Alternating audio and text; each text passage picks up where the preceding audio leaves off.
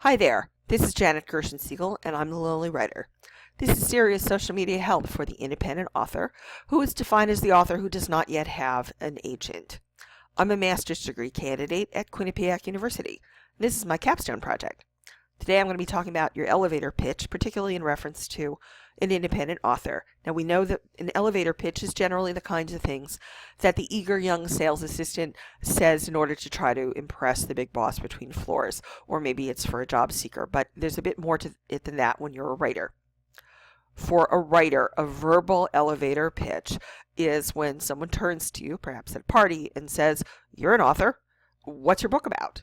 Well, you could stand there and say, "Well, it's about stuff and people," or you could be better prepared. Now here's a sample verbal elevator pitch. Imagine if your comfortable and sheltered world had been destroyed by war. My book is about Scarlet. She's beautiful and spoiled, tended to by slaves.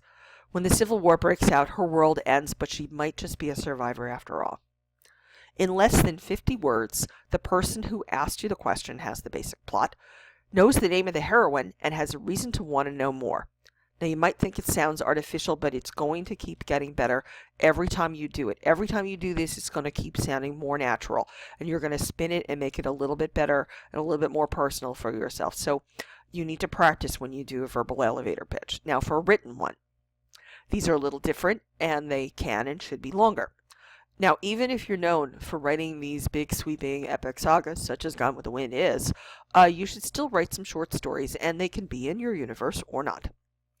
And they don't even necessarily have to be something sent out for publication, although that's usually a good idea, particularly for anthologies. Now, don't knock the idea of an anthology.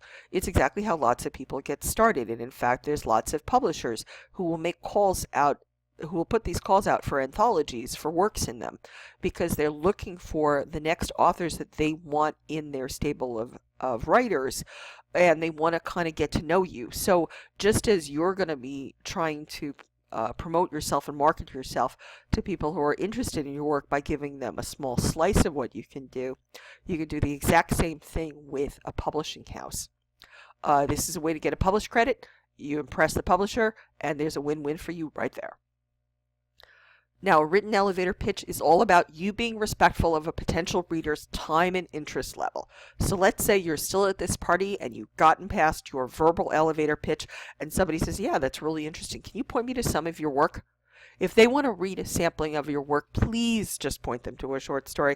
Do not make them commit to a 100,000 page novel. Are you out of your mind?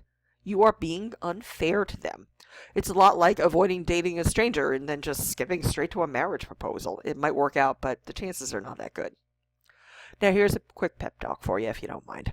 The first time you're ever asked about your work, you're going to probably feel kind of flustered and nervous, and you're going to say things that maybe aren't quite perfect. I know that the first time I went on to a podcast and I had to promote my work, I froze. I got really tongue-tied. That was a while ago. That was over a year ago, and I've obviously gotten a lot better at speaking this in this manner. So having a prepared verbal elevator pitch is going to help you fix this problem because you're going to have a script and you're just going to follow it. Having a set written elevator pitch, or a few of them, which is even better, so you can maybe get people to understand even more about what you can do.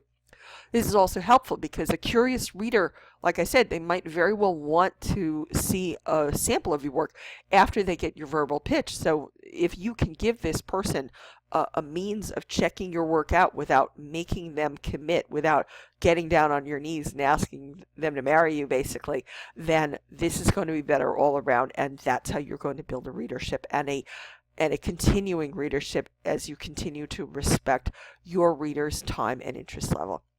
I swear you can do this. Once again, this is Janet Gershensiegel for Lonely Writer, because an independent writer never has to be alone. Thanks for listening.